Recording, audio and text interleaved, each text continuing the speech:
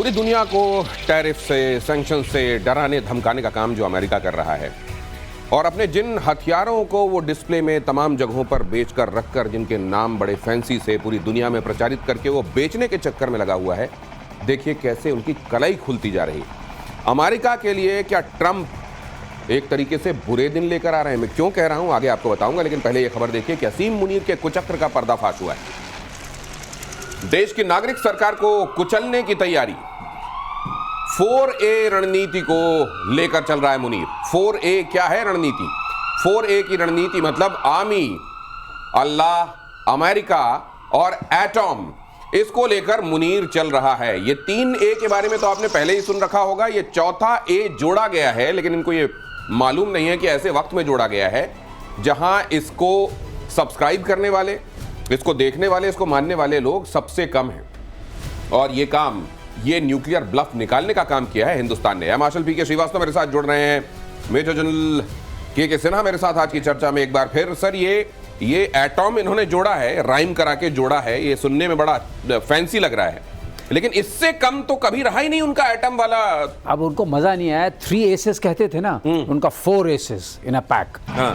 Atom जोड़ दिया है। एटम का जो ब्लफ है वो तो आप सिंदूर ने बिल्कुल सामने खोल के रख दिया है। और जो कुछ बचा कुछा था वो किराना हिल्स में जितनी हलचल हुई उसके बारे में मैं कहना नहीं चाहूंगा, क्योंकि दर्शक कई बार सुन चुके हैं, समझ चुके हैं और जान चुके हैं। उसके बाद ये तो ब्लफ ही नहीं है, ये ओपन कार्ड्स हैं। अब ये मुझको आप बिल्कुल सही कह रहे हैं सर। असल में आप इनको ये कहना चाहिए कि आर्मी हमारे देश की कभी भी सगी है नहीं, ये देश को बेचने में लगी हुई है। अल्लाह इस तरह की नियत वालों का कभी साथ देता नहीं है, इसलिए अल्लाह भी हमारे साथ नहीं है। अमेरिका बहुत अच्छे से जानता है कि इनके कैसे रंग बदलते हैं, ये कि गिरगिट भी शर्मा जाए, इसलिए अमेरिका भी फिलहाल यूज कर रहा है, लेकिन कभी प्रभाव में नहीं आएगा। देखिए, जिसका लंच खा के इतने चढ़ रहे हैं उसी ने कहा था पहले टेन्योर में, ट्रंप नहीं कहा था कि सबसे दगाबाज दोस्त, सबसे दगाबाज देश रहा है पाकिस्तान। ये हमारे 33 बिलियन खा गया और ये पालता रहा उनको, किसको? ओसामा बिन लादेन को। तो ये वाली बात ट्रंप को भी पता है, अमेरिका को भी पता है। लादेन को ढूंढने के लिए अमेरिका से पैसे लेते, हम ढूंढेंगे, हम देखते हैं कहां है। और बाद में अमेरिका ने कहा छुपा तो तुम्हारे यहाँ है। अच्छा, छुपा है क्या? और फिर कहते हैं कि वहां के एक जनरल साहब थे जिन्होंने कहा अच्छा बाउंटी कितनी रखी आपने, इनाम कितना रखा है, वो पैसे हमको दे दो, हम बता देते हैं कहा। और उसके बाद कहते हैं ओसामा बिन लादेन मारा गया। ये है पाकिस्तान। लेकिन मेरे साथ जनरल सिन्हा, आपको ये बता दूं कि आज इनसे मेरी पता नहीं उनको ये पसंद आएगा कि नहीं, लेकिन मैं क्योंकि बहुत प्रभावित हूं इसलिए आपसे बगैर शेयर किए मैं रह नहीं सकता। ये ट्रंप वगैरह जो है ना, ये मुनीर वगैरह, ये मुंह चलाते हैं, इन्होंने असल में ग्राउंड रियलिटीज देखी नहीं है। अगर आप सर को देखें, अभी तो आप कपड़ों में देख रहे हैं, पैर में गोली के निशान, सीने में गोली के निशान। ये सियाचिन ग्लेशियर में पूरी एक टांग जो है वो प्रभावित हुई थी। न जाने पूरे हम सब के लिए, आपके लिए, हमारे लिए ये वो जांबाज हैं जिन्होंने शरीर पे अनगिनत जख्म झेले हैं। और उसके बाद वो तजुर्बा है कि जो ये बताते हैं आने वाले दिनों में आपको होता हुआ दिखाई देता है। सर, माफी अगर आप ये नहीं चाहते थे कि मैं लोगों को बताऊं, लेकिन मैं रजिस्ट नहीं कर पाया। मुझे लगा कि आवश्यक है, एक कृतज्ञ राष्ट्र को पता होना चाहिए कि उसके लिए हमारे जांबाज क्या क्या कर रहे हैं। सर, तो मैं पूरे देश की तरफ से आपके लिए कृतज्ञता। लेकिन सर, ये एटम जोड़ के क्या दिखाना चाह रहे हैं इस बार? देखिए, 3 आपने बताया, 3A और 4A आ गया। मैं इसको कहता हूं उनके 4F होना चाहिए, क्योंकि आर्मी भी फेक है वहां की। अच्छा, क्योंकि हाँ, यदि आप 100 बिलियन डॉलर के अपना नैपकिन से लेकर के, सैनिटरी नैपकिन से लेकर के बोलते हैं सब चीज बनाते हैं। और देखिए, जो आज के दिन में ये भी प्रूव हो रहा है, अमेरिका के मार्फत बोलना नहीं चाहिए, वहां भी फेकनेस की एक कहीं आ गई है, क्योंकि ऐसी चीजें होती नहीं है जो धीरे धीरे उन्होंने ले रखा है। तीसरा है, जब आपने बोला अल्लाह तो आपने कहा सपोर्ट करेगा नहीं, तो अल्लाह भी उनको हुरों को समय 72 हुरों के लिए मांगते थे, वो नहीं मिलते हैं वहां से। कुछ ऐसा मेरा ऐसा सोच है कि उन्होंने अल्लाह से जो करते हैं, जब भी वो सजदा करते हैं, पढ़ते हैं, क्या मांगते होंगे? मतलब क्योंकि यहाँ रोटी नहीं है, दाना नहीं है, भीख नहीं है, तो कहते हैं कि अभी शायद ऑयल दे दिया है, ऑयल ऐसा होगा भारत को भी बेचेंगे। तो ये जो चीजें बनाते हैं। और देखिए, आप जब ने कहा 98 में ही आया ना, ये जो आपने बोला 4th A यदि जुड़ा है, उन्होंने किया है इसका यूज। कारगिल वॉर मैंने लड़ी है, कारगिल वॉर में हमें नहीं जाने दिया गया ये कह के कि उनके पास में एटम बॉम्ब है। उसका उन्होंने पूरा भरपूर अब तक ये कब बदला है? 2016 से बदला है। जब आपने पठानकोट उरी की तो हम गए और हमको ने वहां से नकारा करते रहे। आज तो हमने कह दिया ना कि एटम बम को हम तो आप बड़ी बात कह रहे हैं सर जी। जो चीजें असल में नहीं होती नारे उन्हीं के लिए लगाए जाते हैं। एटम का भी अब जो रहा सहा भी असर था वो चला गया है, पूरा ब्लफ निकाल दिया गया है, इसलिए उन्होंने ये नारे में तब्दील किया है और ए फॉर एटम भी जोड़ दिया। और मुनीर और इमरान के बीच डील की खबर देख लीजिए, सेना के खिलाफ बयानबाजी रोकने की डील, इमरान को आर्मी कैंट से जुड़े सभी केसेस में राहत, 178 मामलों में मिली जमानत। लेकिन सवाल यह है कि हाथी निकल भी गया अगर और पूछ रह गई तो वो पूछ में ही अटका के रखेंगे ना मुनीर एंड कंपनी इनको। और वो आप जानते हैं ये जो अल कादिर ट्रस्ट वाला मामला है उस वाले मामले में इनको अटका के फंसा के रखेंगे। बाकी ये भी इनको चूरन खिलाया है। हाँ। क्योंकि पीटीआई के अभी कुछ ज्यादा इनिशिएटिव चल रहे थे और कुछ चीजें मरियम ने भी कही हैं अपने उसमें, जो लोगों के साथ उनकी मुलाकात हुई है कि धर्म कुछ नहीं होता, हम धर्मनिरपेक्ष होंगे। अगर ये बात कही है, मुनीर धर्म के बांटने के उसमें आए थे, मरियम कह रही हैं कि नहीं सब धर्मों का आदर करना चाहिए, तो ये बात थोड़ी विरोधाभासी है। सर ये तो कैसे हो गया? क्योंकि कहते हैं कि मरियम और मुनीर मतलब हाँ बिल्कुल आप सही कह रहे हैं। हाँ, ये बाकी जो अब और हृदय क्या परिवर्तन कहूं? एक दो दिन में हुआ है, इसका मतलब कहीं कोई घटना चक्र चल रहा है और उस घटना चक्र में इमरान आते हैं। चूंकि इमरान उसमें आते हैं इसलिए ये कहा जा रहा है कि आपको हमने जो मिलिट्री वाले केसेस थे उसे तो बरी कर दिया, लेकिन बाकी केसेस तो चल ही रहे हैं। बाकी केसेस चल रहे हैं। ये इमरान को निकलने नहीं देंगे। मैं आपके चैनल पर ये रिस्पांसिबिलिटी के साथ बोल रहा मुनीर हूं। के खिलाफ जो लोगों का गुस्सा भड़कता जा रहा है, ये उसको डिफ्यूज करने के लिए एक तरीके से सेफ्टी वॉल्व का काम किया गया है। लेकिन इमरान रहेंगे अंदर, क्या मैं ठीक कह रहा हूं? बिल्कुल सही। Absolutely। 150 मामले हैं ये में 8 में मिली है, जिसमें 9 मई वाला जो हुआ था, जो कोर कमांडर के घर में घुस के किया था, वहां पर भी आर्मी ने तो क्लियर कर दिया।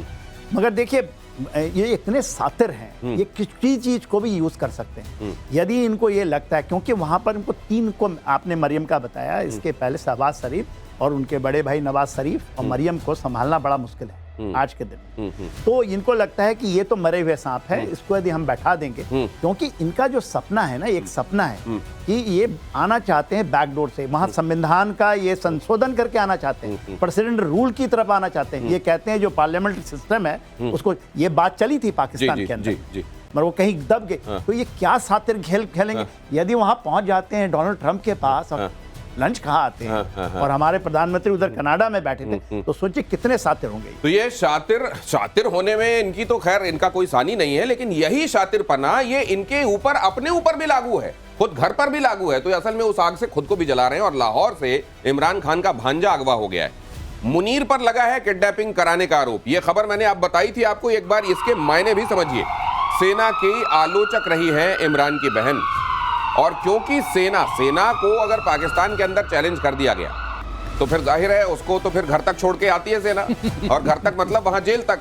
और यहां पर आप देख लीजिए कि यही हुआ है। अब इमरान की बहन के बेटे को भी नहीं छोड़ा गया है। मतलब ये मुनीर की तरफ से एक सीधा पैगाम है कि हर वो मुंह सिल दूंगा जो सेना के खिलाफ बगावती होता हुआ दिखाई देगा। ये हालत है वहां की, समझ लीजिए। और ये है वहां की जमहूरियत की हकीकत।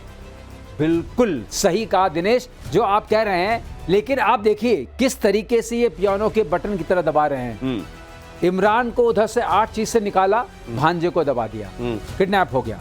इसका मतलब बैलेंसिंग एक्ट चल रही है। और जहां तक फेकरी का सवाल है, फेक तो सब कुछ है यहाँ पर, और आर्मी भी फेक है, इनके एयर डिफेंस सिस्टम भी फेक था, इनके जहाज भी फेक थे, और जहां हमने मारा मुझे पता नहीं चलता कि वहां भी नीचे फेक ही सामान था या कुछ सही वाला सामान था, मार तो दिया। कलाई खुलने वाली थी और अमेरिका को लगा कि अगर ये कलाई जो हमने इतने दिनों से बनाने में इनको मदद की है खुल गई तो फिर हमारे इंटरेस्ट पर पड़ा जाएगा। यही हमारे और बीच के अमेरिका के बीच में जो हमारे ये तनावपूर्ण स्थिति चल रही है, वो इसी बात को लेकर के कि इसको खड़ा किया था बड़ी मुश्किल से।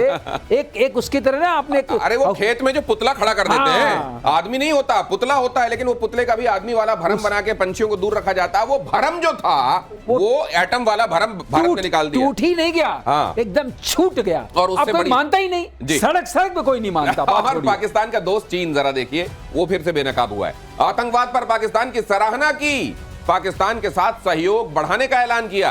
चीनी विदेश मंत्री वांग यी ने इस्लामाबाद में कहा कि चीन पाकिस्तान की आयरन क्लैड दोस्ती, मतलब फौलादी दोस्ती, समय के साथ और मजबूत हुई है।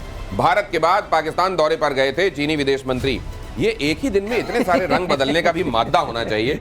और इसीलिए मैं कई बार कहता हूं कि बहुत अच्छा लगता है सुनने में कि इंडिया, चाइना, रशिया ये वाला एक गठजोड़ बने, लेकिन अगर इस तरह की फितरत रहेगी और इतने महत्वपूर्ण मुद्दों पर इस तरह की राग अलापेंगे आप, 24 घंटे पहले कुछ और 24 घंटे बाद कुछ और, तो फिर कैसे चलेगा सर?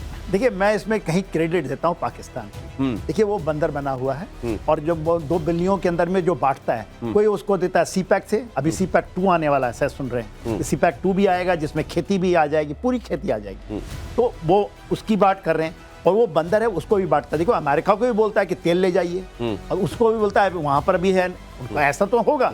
आप सोच सकते हैं, चाइना यदि वहां पर आप रेयर अर्थ मटेरियल है तो चाइना छोड़ा होगा, तो वो तो देखिए, एक बंदर है और मैं उसको मानता हूं बंदर, और 2 बिल्ली हैं, चाइना भी बिल्ली है, अमेरिका। आप ये कहेंगे कि आप कैसे बोलते हैं, वो तो खाता जाता है ना, इधर से भी खाता है, इधर से, तो ये रोटी बराबर करने के हाँ, सातिराना इतना है। जनरल के एक का बात कहूंगा, 2 पाटन के बीच में साबुत बचाना कोई, ये पिटने की तैयारी है। 2 बड़े बड़े जो देश है ना, हाथी, 2 एलिफेंट्स मेटिंग काइंड, एंड ये तो 2 एलिफेंट्स फाइटिंग काइंड, उसके बीच में पड़ रहे हैं, क्योंकि उसको भी मिनरल चाहिए, इसको मिनरल चाहिए, उसको भी जमीन चाहिए, इसको भी जमीन चाहिए। और हमने आपके चैनल पे पहले भी कहा था हम लोगों ने कि ये दोनों, हम दोनों ने कहा था कि चाइना से आप जो भी करिए, अपनी सावधानी को कहीं छोड़िए मत, अपनी सावधानी में रहिए, अपने हित को देखते रहिए, अपने हित के लिए हम करेंगे, अपने हित के लिए करेंगे। और ये 2 हाथियों की लड़ाई में घास जैसे रौंदी जाती है, बहुत दूर नहीं है। पहले तो एक समय पे तो आपको लगता है कि आप दोनों तरफ की मलाई खा रहे हैं, लेकिन बहुत जल्दी आपको वस्तु स्थिति पता चल जाती है। पाकिस्तान के लिए वो दिन दूर नहीं, और भारतीय वायुसेना और मजबूत होने वाली। अगली खबर देखिए, वायुसेना को 97 तेजस MK1A मिलेंगे, 62,000 करोड़ रुपए की खरीद को मंजूरी मिली है। सुरक्षा मामलों की कैबिनेट समिति से हरी झंडी मिली है। राफेल से 4 गुना सस्ता है तेजस। भारत की वायुसेना, भारत की नौसेना को लगातार मजबूत करने की दिशा में काम किया जा रहा है, और उसी में अगली कड़ी, ये सिनेरियो कैसे बदलेगा, बता रहे हैं श्रीवास्तव सर। देखिए, ऐसा है, इसकी हमें जरूरत है, इसमें कोई शक नहीं, हम सब जानते हैं, as a country we know about it. और जहां तक सस्ते का सवाल है, उससे ज्यादा मैं एक बात कहना चाहूंगा अपने कंट्रीमैन को, कॉस्ट इफेक्टिव है, सस्ता है, लेकिन जो ROI की हम बात करते हैं कि रिटर्न ऑन इन्वेस्टमेंट, सबसे बड़ी बात यह है कि इसमें हमारे अपने देसी हथियार लगेंगे, चाहे वो अस्त्रा होगा, चाहे वो ब्रह्मोस NG होगा, चाहे वो कोई और मिसाइल लगेगी, हमारी अपनी लगेगी, जिसकी बहुत कीमत होती है, बाद में आप चुकाते रहते हैं लगातार। और दूसरी, इसकी ऑपरेटिंग कॉस्ट बहुत कम होगी, और वॉर पीरियड में जब भी हम किसी युद्ध में जाएंगे, हमारी सप्लाई चेन को कोई इंपैक्ट नहीं पड़ेगा। ये बहुत बड़ी बात है। एक बार पहले भी मैं कह चुका हूं कि number of sorties per day पर एयरक्राफ्ट, ये सबसे बड़ी गणित है। अगर आपके पास 100 जहाज हैं, और ज्यादातर जहाज जो चाइना वगैरह के हैं, एक दिन में 1 से या 2 ज्यादा से सॉर्टी नहीं दे सकते हैं, वॉर सॉर्टीज, ये वाले 5 से 6 देंगे।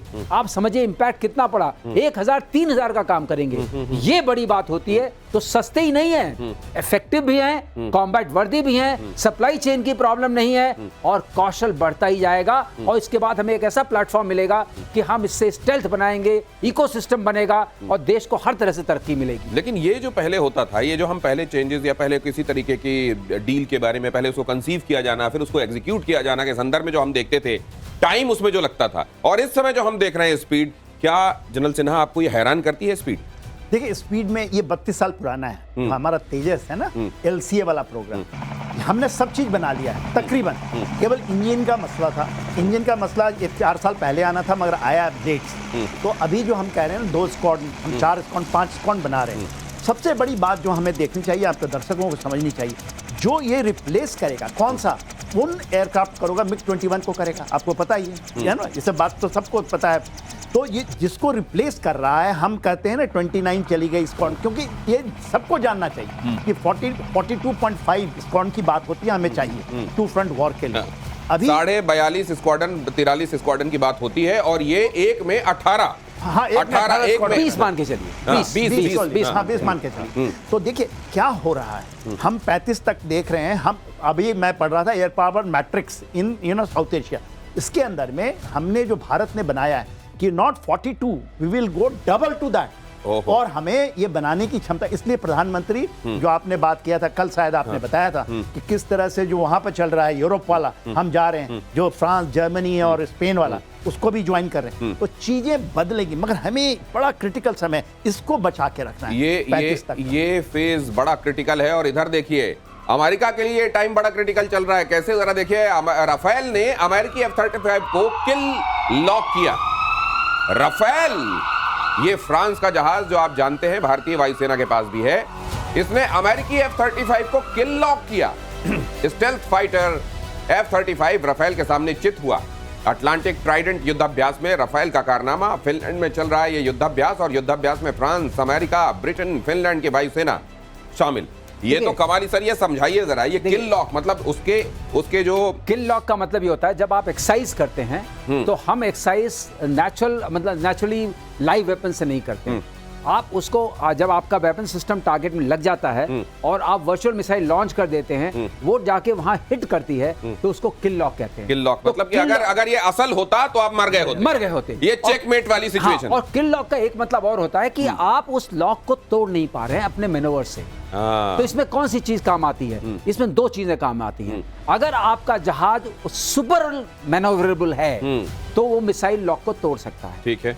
दूसरा आपका काम आता है कौशल, जिसे स्किल। मैं हमेशा आपको बताता रहा हूं, 1 aircraft 1 pilot of Indian air force is equivalent to 2.5 pilot and aircraft of Chinese that we have academically it has been worked out।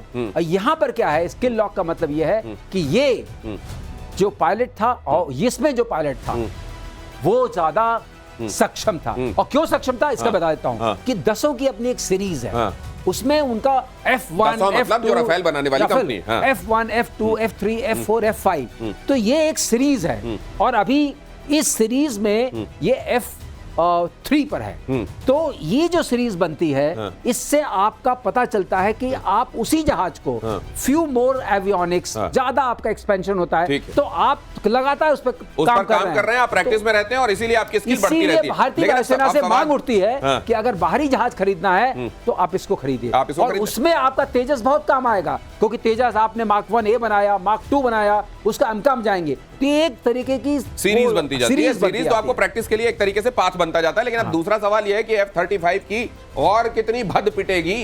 दुनिया में F-35 का जैसा नाम खराब हुआ है, मुझे नहीं याद आता कि सर इतने नामचीन कहे जाने वाले फाइटर जेट में से किसी की इतनी भद पिटी हो। क्या मैं रिसेंट पास में, और रिसेंट पास में देखिए, भारत में तो रह के गया ये। हमारे पास 1 महीने केरला में हमने बड़ी मेहमान नवाजी की। उसके बाद सुना जापान में भी एक रहा, वो भी देखना चाहिए। उसके अलावा 2 गिर गए। एक तो गिर गया, उनके एयरक्राफ्ट कैरियर में जा रहा था, उधर से हुती ने मारा मिसाइल, थोड़ा सा मैन्यूवर किया, वो गिर गया उधर। फिर एक हुआ अभी अमेरिका में, एक हुआ है कैलिफोर्निया के अंदर में, क्रैश हो गया। तो ये इनके बुरे दिन तो आ गए। और ये वाला F-35 ये टिकाना चाह रहे थे भारत को, और भारत के ऊपर जब टैरिफ और ये तमाम तरह की बातें हुई, तो पहले तो भारत ने इसको एम्बिग्विटी में रखा था। वो भी स्ट्रेटजिक एम्बिग्विटी थी कि हम इसको डील करेंगे कि नहीं। फिर क्लियर कट कह दिया, सुनो एक काम करो, इसको अपने ड्रॉर में कह सकता हूं, ये पनौती कब से शुरू हुई है? ये पनौती तभी से शुरू हुई है जब से ये इन्होंने और दूसरी बात, टैरिफ लगाया। और ये F-35 का अब जो हाल हो गया है वो यही हो गया है कि नाम इतने बड़े और दर्शन इतने छोटे। अगली खबर यह है कि अमेरिकी F-18 हॉर्नेट फाइटर जेट भी क्रैश हो गया है। तो इन दिनों अमेरिकी जो वॉर मशीनरी है जगह जगह नाम कमा रही है। ये भी देख लीजिए जरा, मलेशिया के कुआंतन में टेक ऑफ के बाद ये क्रैश हुआ है। रॉयल मलेशियाई वायुसेना के फाइटर जेट के साथ यह हादसा हुआ। क्रैश में दोनों मलेशियाई फाइटर पायलट सुरक्षित बताए जा रहे हैं। F-18 हॉर्नेट मल्टी रोल अमेरिकी फाइटर जेट है। यूएस नेवी और मरीन कॉर्प्स का प्रमुख जेट है F-18 हॉर्नेट। सर ये थोड़ा फर्क बता दें। ये हॉर्नेट जो है वो CD2 वर्जन वाले हैं, और जो उनके पास है यूएस नेवी के पास, वो ENF वाला है। यही करके इज्जत बचाएंगे। ये नहीं है, ये सच्चाई है। और C जो होता है उसमें एक पायलट होता है, और D वर्जन जो गिरा है उसमें 2 होते हैं, एक पायलट होता है, एक वेपन सिस्टम ऑपरेटर होता है। अमेरिका की वॉर मशीनरी का क्या हो रहा है ये बताइए। ये आप वॉर मशीनरी पाइए। हॉर्नेट ये बड़ा पुराना वाला है, इसके इंजन के पार्ट्स मिल नहीं रहे हैं। एयरक्राफ्ट जो एरो इंजन है उसकी एयरक्राफ्ट का जो स्ट्रक्चर है उसकी एजिंग हो चुकी है। अच्छा। हमारे पास ऐसे बहुत जहाज हैं। अच्छा। लेकिन हमारा गिरता नहीं है। अच्छा। क्योंकि हमें मेंटेन करने आता है। यहाँ पर बात यह है कि सप्लाई चेन आप लोगों की दबा देंगे, उनको आप धमकाते डराते रहेंगे, लेकिन एक चीज लगाते रहेंगे। ना, सवाल तो ये है कि आप आप यही कह के कि ये पुराना है, अब उतना अब इसके स्पेयर पार्ट्स शायद वैसे नहीं मिल पाते और इनके पास नहीं होंगे, या ये भी कह सकते हैं आप कि उनके पायलट की गलती हुई। लेकिन मैं तो एक चीज कह रहा हूं, ये पनौती वाली बात, भारत को जो छेड़ा आपने, कहते हैं कि जहां लोग सीधे रहते हो, अपना काम करते हो, उसके साथ जबरदस्ती नहीं करना चाहिए। आपने यहाँ पे जो किया है, ऊपर वाला भी तो देख रहा है। ये देखिए ना किसका है, मलेशिया ना। आप देखेंगे इंडो पैसिफिक का बहुत इंपॉर्टेंट एरिया है, क्योंकि वहीं से स्ट्रेट ऑफ हार्मोज जाते हैं, उनका गिर गया। अभी जो है इसमें फायदा किसको हो रहा है? चाइना को। J-17 जो मिल्क बना रहा है पाकिस्तान में, उसमें ख्याल से इसमें टर्की भी आ चुका है, वो भी उसमें घुसा हुआ है और उसको मिल रहा है, क्योंकि इंडोनेशिया तो ये मांग रहा है। फिलीपींस के पास में भले ही हो जनरल, ये J-17 मरेगा, वो नहीं चलेगा। मैं कह रहा हूँ, एक तो मैं वही बात बताना चाह रहा हूँ, आपने बताया F-18 ये हुआ, तो ये लेके जाएंगे जो चीज लेके जाना चाह रहे हैं, और खास करके मलेशिया, इंडोनेशिया, ये जो है फिलीपींस के पास भी यही F सीरीज की लेना चाहते हैं। ये F सीरीज की आपने अभी शायद आप भी बताएंगे कि उनका क्या हो रहा है। ऐसा है, ये F जो है एक्चुअली इनके यहाँ बटता है। F-35 लॉकहीड मार्टिन का है, और ये F जो 18 है ये बोइंग का है। अच्छा, ये बोइंग का है। अच्छा। तो ये बोइंग, तो दोनों, अब बोइंग की तो वैसे बुरे दिन चल रहे हैं। तो जब तक लॉकहीड मार्टिन की तरफ लोग यूं करके देखेंगे और जब तक उसको एम्बेरसमेंट होनी शुरू होगी, वो भी इधर जरा उलट कर वो देख लेगा। दिनेश आप बता दें, अब इनकी दो बड़ी कंपनियां हैं, दोनों कंपनियों के ऊपर एक अजीब तरह का एक काला साया छा गया। F-18 एक बहुत मेजर एयरक्राफ्ट है जो ENF वर्जन है यूएस नेवी के लिए, बहुत सक्षम। तो कुल मिलाकर आप ये बता रहे हैं कि वो जो बड़े नाम वाले थे और जो काम भी अच्छा कर रहे थे, अचानक क्या हो गया, पनौती क्यों होने लगी है? इसलिए क्योंकि आपने सीधे चलते मुल्क के साथ ये जो गड़बड़ की है, तो कर्म भी तो कहीं हिसाब देना पड़ता है। अमेरिका के पैट्रियट एयर डिफेंस सिस्टम का भी हाल देख लीजिए। पैट्रियट आपने बहुत सुना होगा, उसकी भी निकली हवा। ताइवान में टेस्ट के दौरान हवा में फटी मिसाइल। चीन से निपटने के लिए अमेरिका ने ताइवान को दिया है patriot air defence system.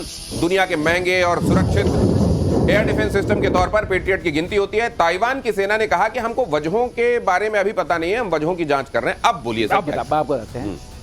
Dinesh, इसकी खास बात यह है कि पैट्रियट की बात, जो PAC-2 की हम बात कर रहे हैं, इसकी बात ट्रंप ने, जो अभी मीटिंग हुई थी, इसमें ज़ेलेंस्की आए थे और यूरोपियन लीडर्स आए थे, उसमें भी कहा था हम इनको पैट्रियट सिस्टम देंगे।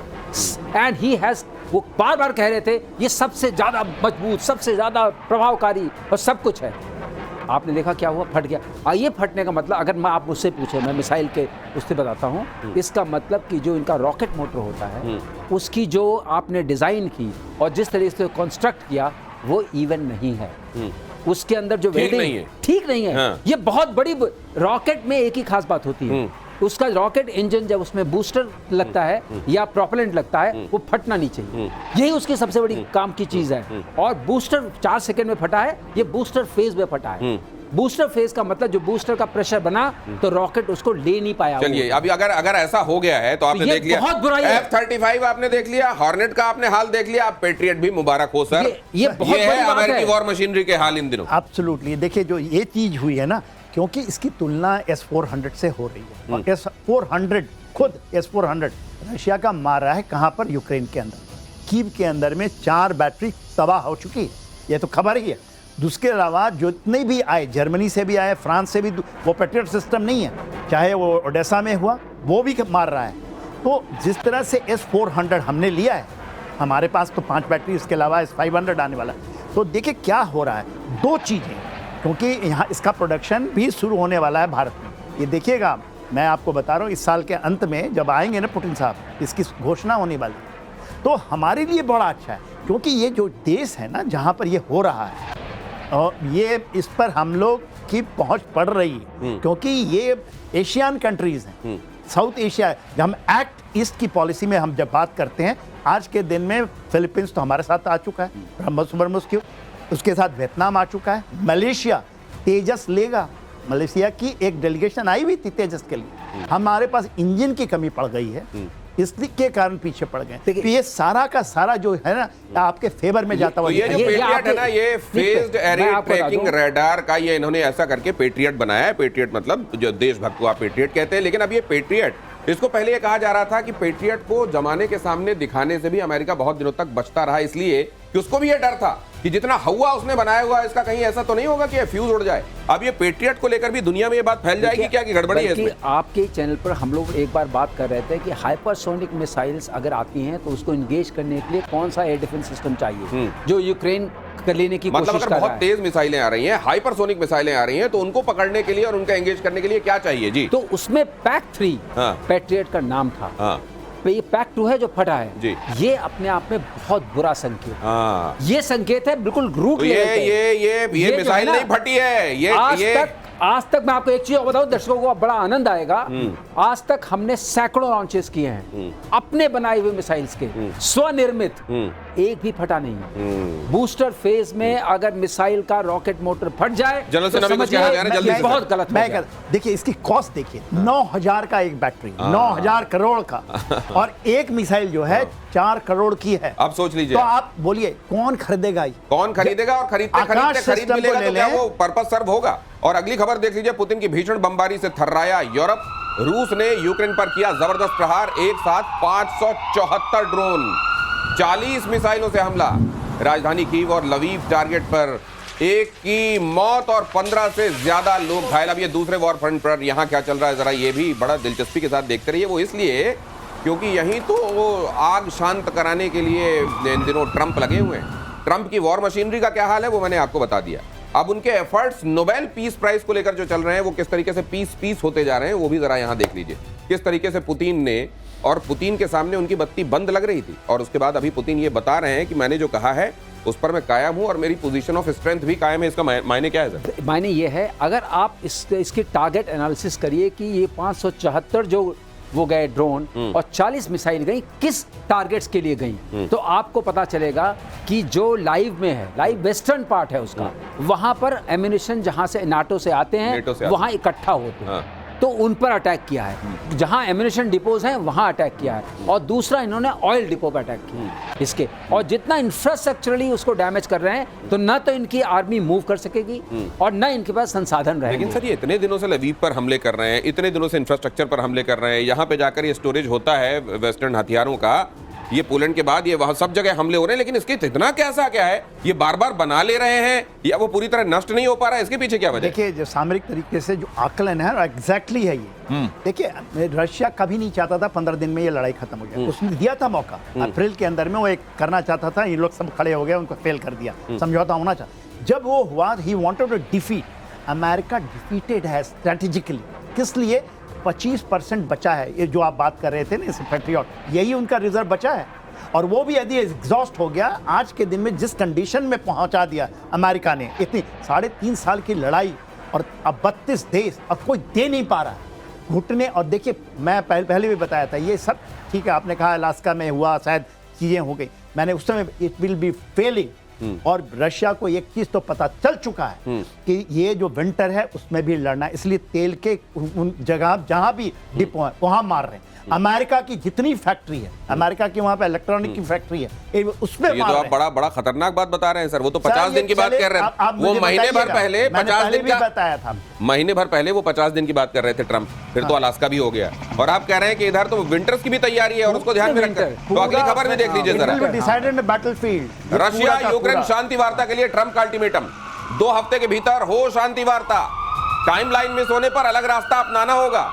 अब क्या होता है कि या तो आप कर दीजिए जो आप कह रहे हैं, या फिर आप एक बार कह चुके, 2 बार कह चुके, 3 बार कह चुके, और आप वही कहते जा रहे हैं कि नहीं आपको इसको शांत करना पड़ेगा, नहीं तो इस बार अंजाम खतरनाक होगा, रास्ता अलग अपनाना पड़ेगा। ये देखिए आपने एक वर्ड नोट किया, अलग रास्ता अपनाना पड़ेगा। उन्होंने ये नहीं कहा कि मैं खतरनाक होगा, ये बहुत बड़ी समझ की बात है अगर आप उसको उस दृष्टि से देखिए। इसका मतलब वो कह रहे हैं मैं कट लूंगा और ये बात आने लगी है, उन्होंने ये कहना शुरू कर दिया है। और अगर आप देखिए संदेश जिस तरह से आ रहे हैं, उन्होंने कहना शुरू कर दिया है कि disengagement of America has already started. उन्होंने ये कहना शुरू कर दिया है कि ये यूरोप की प्रॉब्लम है, आप इसको हैंडल करिए, और मैं जो भी साजो सामान दूंगा मैं 10% ज्यादा लूंगा, ये भी बोला है, क्योंकि मैं आपको रण क्षेत्र में दे रहा हूं, उसको सपोर्ट करने मुझे ज्यादा मेहनत लगेगी। तो सब मिला जुला करके American disengagement has started and will be completed. अभी डिपेंड करता है कि ये जो यहाँ के यूरोपियन लीडर्स हैं जो चाहते हैं चलें, जैसे यूके के जो प्राइम ब्रॉन्स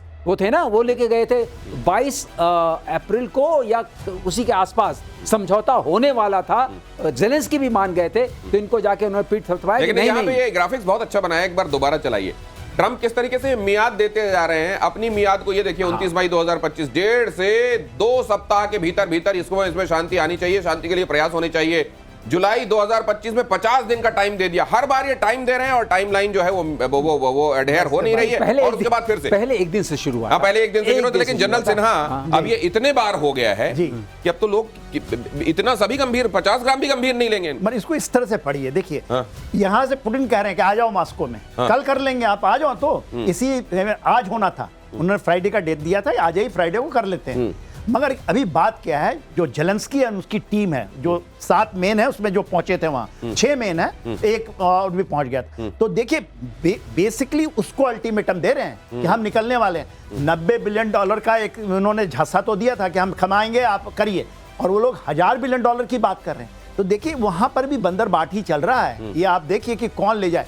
और सबसे ज्यादा जो इंपॉर्टेंट है, जो लोगों को समझना चाहिए, अमेरिका अपने डिफीट को बचा के तो बड़े तरीके से निकल गया है। तो ये तो बड़ी गंभीर बात है। कहीं ऐसा तो नहीं कि इस मीटिंग में ये कहा गया हो कि वो जो जेलेंस्की कह रहे थे कि हमारी संप्रभुता का सम्मान करना पड़ेगा, हम तो इसमें राजी नहीं होंगे, उधर पुतिन ने जाके कह दिया होगा ये देखिए जो ईस्टर्न इलाका है ये पूरा का पूरा हम लेने वाले हैं, इसमें कोई और बात नहीं होगी, इसके अलावा कोई बात करने वाले हैं तो बोलिए। देखिए अगर आप मानते हैं जॉन मर्सहाइमर को फॉलो करिए, या जेफ सैक्स को फॉलो करिए, या कर्नल मैकग्रेगर को फॉलो करिए, ये सारे के सारे जो थिंकर्स हैं, डिबेटर्स हैं, एकेडमिशियंस हैं, वेस्टर्न हैं, ये सारे अमेरिकन हैं। पहले ये कहते रहे कि इस लड़ाई में मत पड़िए, फिर उन्होंने कहा कि ये लड़ाई अब आप हार जाएंगे।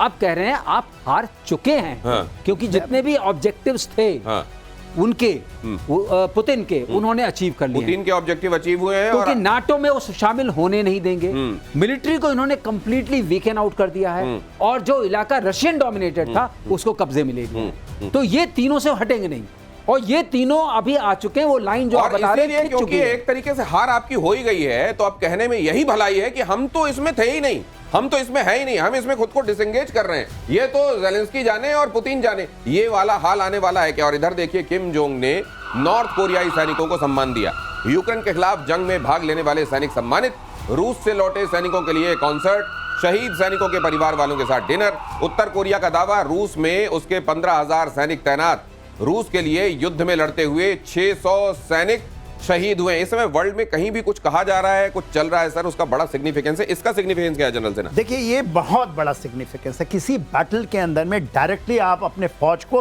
बोल के उतारते हैं, और उनका स्ट्रेटेजिक समझौता हुआ है। तो कुछ भी यदि नॉर्थ कोरिया के साथ होता है तो रशिया हैज टू कम। तो इतनी बड़ी चीज आपने इंडो पैसिफिक में जो आप कर रहे हैं, जो कि आने वाले समय में अनफोल्ड होगा। तो देखिए एक देश तो एकदम खड़ा हुआ, चाइना को भी थोड़ी मिर्ची इसके ऊपर लगती है, क्योंकि आप 12,000 सैनिक और 2 खेप में गए हैं, एक खेप में नहीं गए, और उन्होंने कुर्स्क के इलाके में इतनी अच्छी लड़ाई लड़ी है। और मैं भी मानता हूं इतना आसान नहीं था, जो क्योंकि वहां पर भी जो फोर्सेस गई थी रशिया के, वो टॉप नॉच फोर्सेस, सॉरी जो यूक्रेन के गए थे, और मिक्स फोर्स थी वो पूरे उसके, आप बोलिएगा 32 देशों का मिश्रण, जो भी बोलिए उसको, वो गए थे और उनको जाना पड़ा। उसमें बहुत बड़ा इनका योगदान। नहीं जाना ही नहीं पड़ा, जनरल माने बहुत मारे गए, वो बहुत बड़ी मिस्टेक थी जेलेंस्की की। हाँ, जेलेंस्की की सबसे बड़ी मिस्टेक कुक्स थी। कुक्स अब उनके पास वो सैनिक रह ही नहीं गए जो कि लड़ाई लड़ सकते हैं।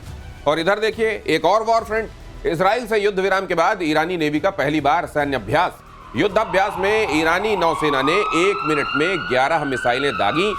युद्धपोत, आयरिस सबलान और आयरिस गनावे से दागी गई ये मिसाइलें। नासिर और कादिर क्रूज मिसाइलों ने ईरान की ताकत का प्रदर्शन किया। ओमान की खाड़ी, हिंद महासागर में टारगेट पर दागी गई ये मिसाइलें। अब यहां ये मसल फ्लेक्सिंग क्या कहती है? कुछ दिनों पहले हमने आपको ये भी दिखाया था कि मिसाइल सिटी के बारे में ईरान एक तरीके से उसको बोस्ट कर रहा है, बता रहा है कि हमारे पास ये है। सतह से अचानक बाहर आ जाने वाली मिसाइलें उसके पास हैं, उसके लिए उसको मिसाइल लॉन्चर की जरूरत नहीं है। अब ये जो अभ्यास हुआ है, मैसेजिंग क्या है जरा ये समझते हैं। टाइगर अभी जिंदा है, टाइगर जिंदा है। हाँ, इतनी मार खाने के बाद ये मत सोचो कि GBU 57 डाल दिया तो हम चले गए। हम अभी जिंदा है, मिसाइल चल रही है। और आप देखिए किस दिन पे किया है ये इनका, इसको बोलते हैं सस्टेनेबल, आई थिंक इसका नाम है कुछ सस्टेनेबल अटैक और व्हाटएवर, ये 1404 ईस्वी अपने मानते हैं अपने कैलेंडर, पर्शियन कैलेंडर के हिसाब से।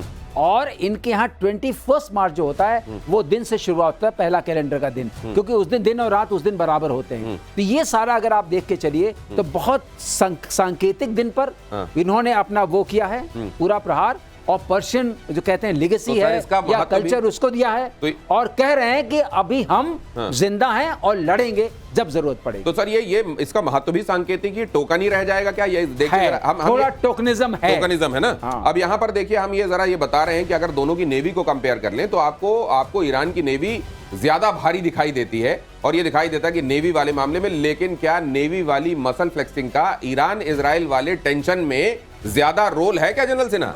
देखिए, जो हम लोग अब कंपेयर कर रहे हैं ईरान इसराइल का, मतलब ये समझिए इसराइल के साथ बहुत सारे देश खड़े हैं। अमेरिका की 4 एयरक्राफ्ट कैरियर वहां पे है, 4 एयरक्राफ्ट कैरियर। इसके अलावा वो तो कहते हैं ना, जो उनका उन्होंने नाम दिया था ये आपके खास करके रेड सी के ऊपर में, उसके ऊपर में 12 देश हैं, यूरोप के भी देश हैं, उनके भी नेवी है। तो बात ये है कि इसका ये जो हम कर रहे हैं ना, दोनों का एक दूसरे का तुलना या उसके, वो कहीं थोड़ी सी गलत होगी। और बात यह है कि वहां पर जो होने वाला है, कहीं ना कहीं इसमें इजराइल भी पीछे गया है, अमेरिका भी पीछे गया है, यदि ये कर जाते हैं। हाँ। क्योंकि देखिए, ईरान को मारना इतना आसान नहीं है। ईरान 3000 यदि मिसाइल और 30,000 के लेवल पे वो ले जाता है, तो ये शक्ति है, भले ही उसके पास न्यूक्लियर पावर आए ना आए। और यहाँ अगली खबर यह है कि यूनाइटेड स्टेट्स स्ट्रेटेजिक फोर्सेस के कमांडर जनरल का बयान आया है कि अमेरिकी संसद में ये जो बात कही गई, चीन 2027 तक ताइवान पर कब्जा कर लेगा।